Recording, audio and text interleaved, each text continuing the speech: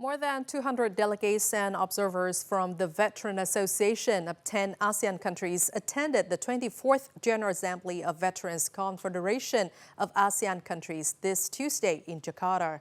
The Vietnamese delegation was led by Senior Lieutenant General Truong, Chairman of the Vietnam War Veterans Association.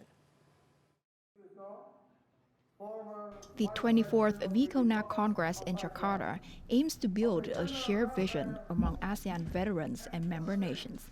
The Congress approved several resolutions, including establishing an official VECONAC anthem, enhancing solidarity amid disasters, submitting a joint communique to the ASEAN Secretariat, increasing the VECONAC fund.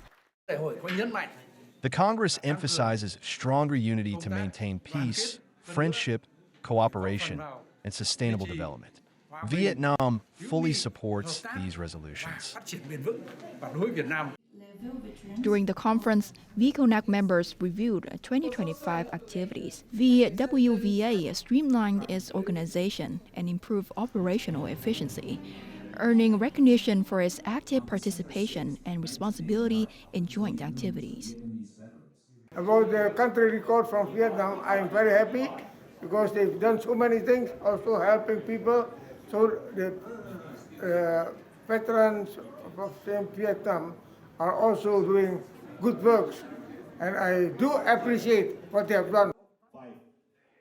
The Congress also proposed inviting Timor-Leste to become a full member of the VECONAC.